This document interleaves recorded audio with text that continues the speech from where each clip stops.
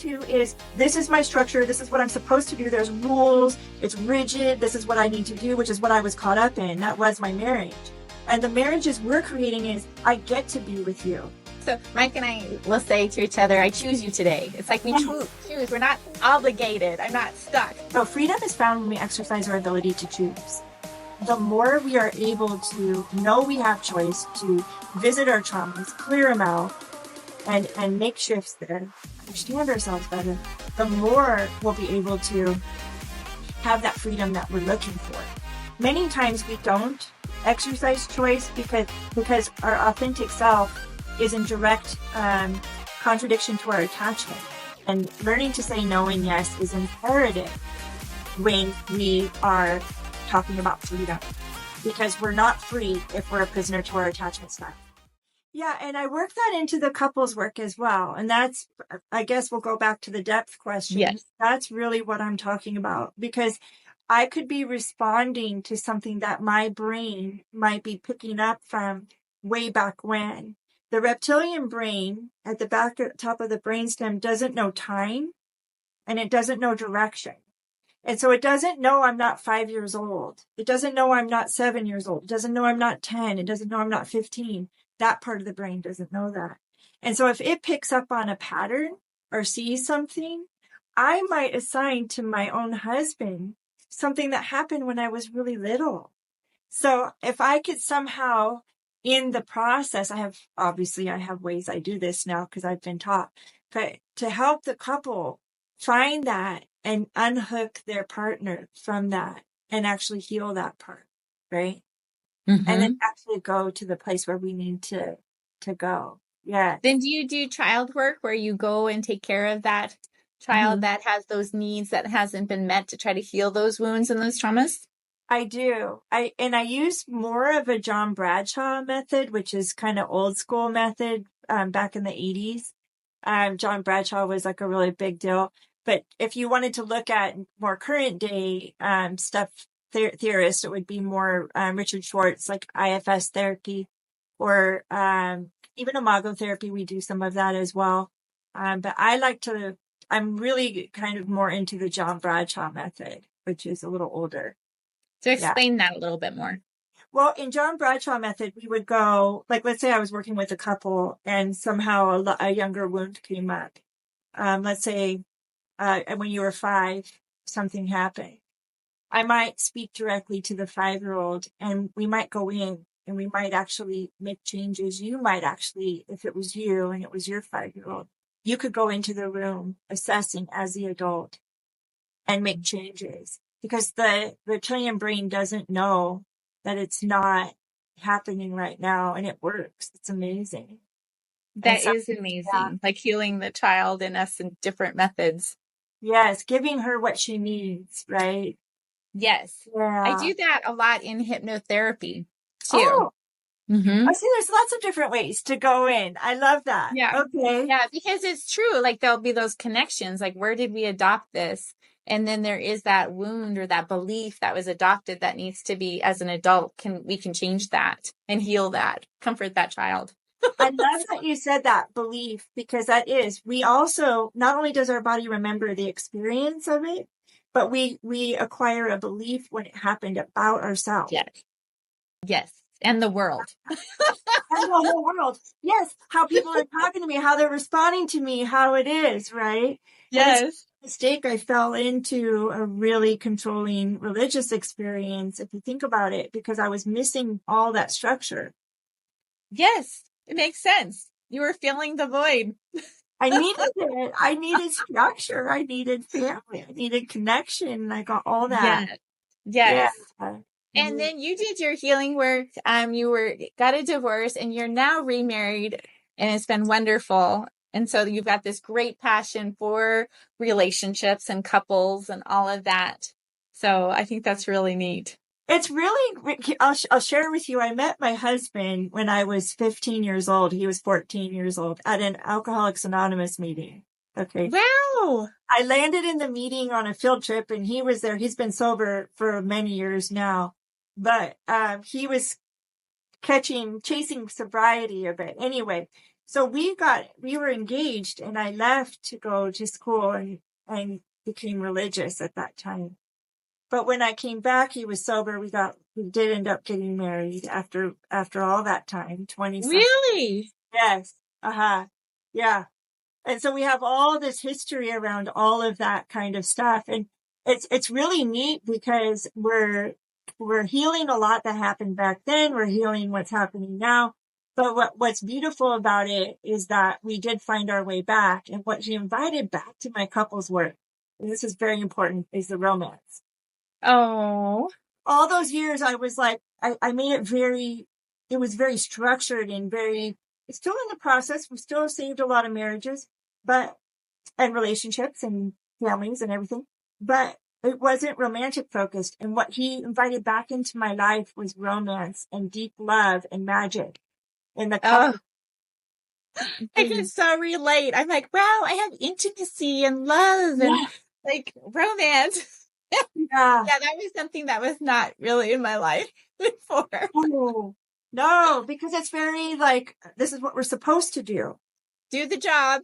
This is what we're supposed to do. I'm doing this because so I talk about get to relationships in my office, not have tos.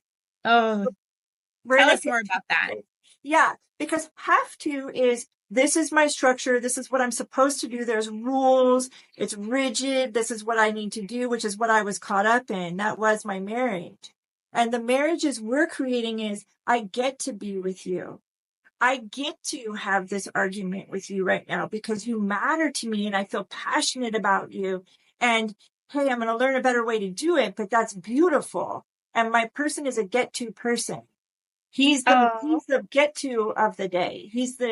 And we want to create that. We want to create a get to experience. I love that. Yeah. Nothing's a have to.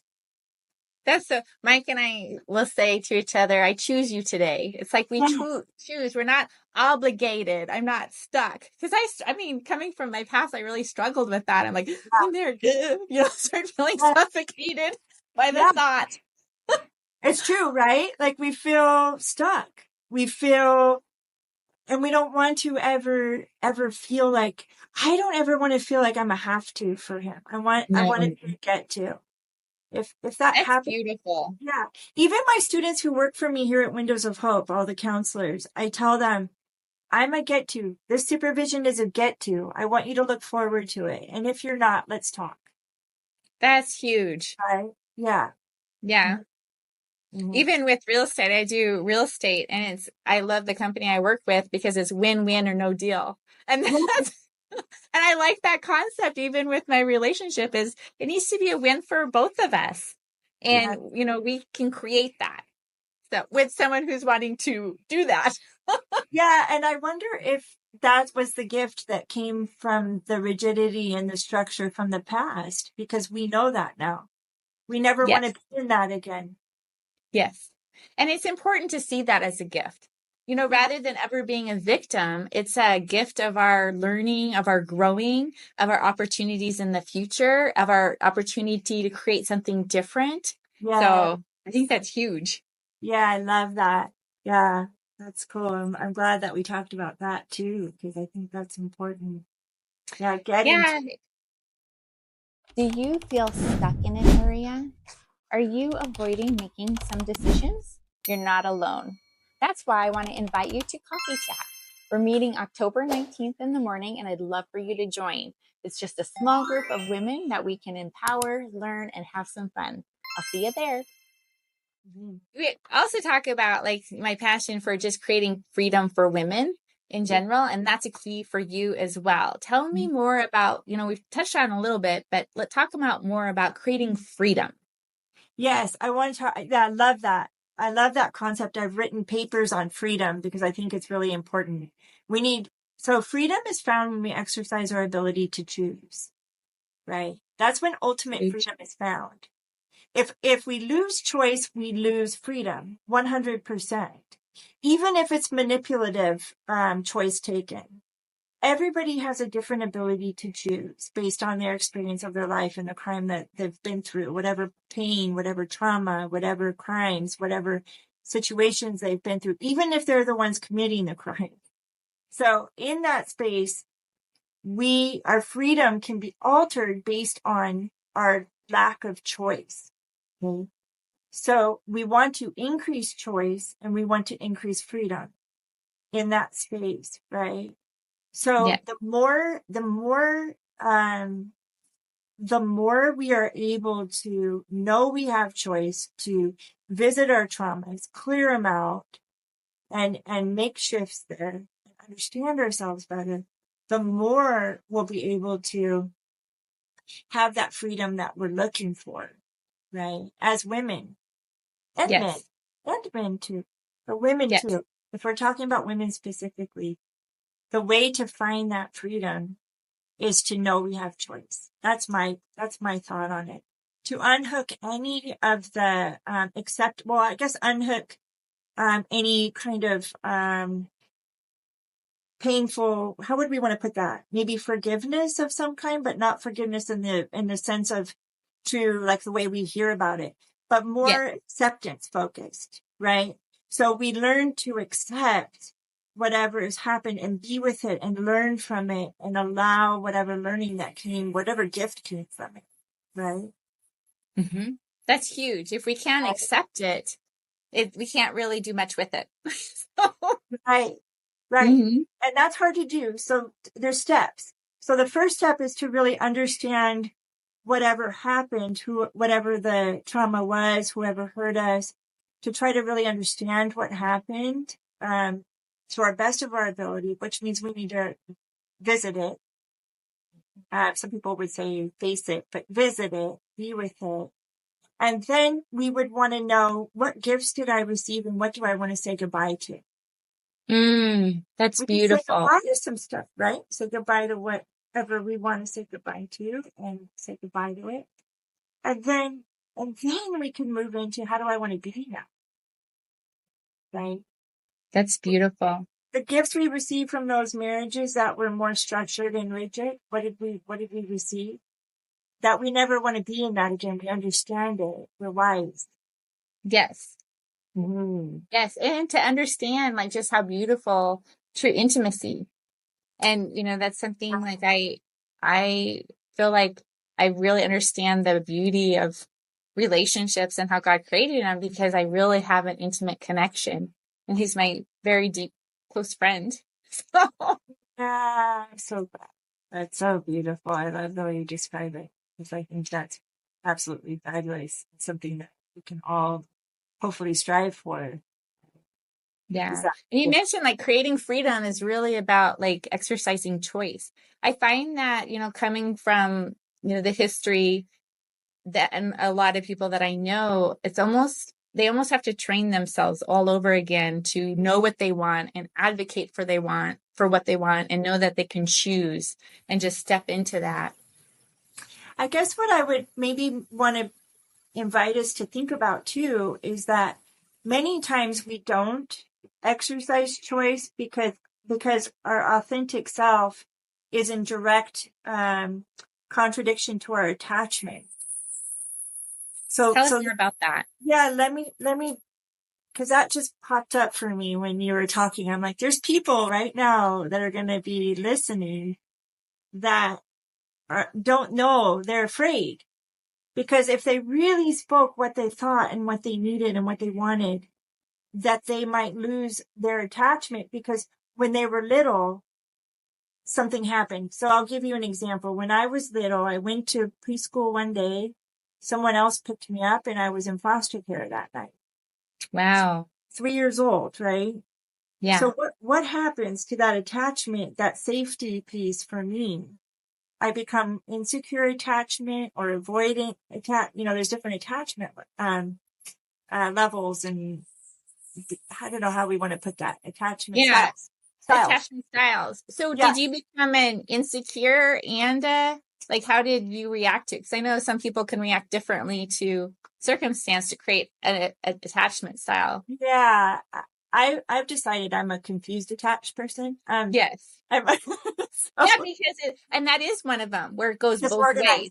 Like, yes, where you're like secure, but then you push it away too.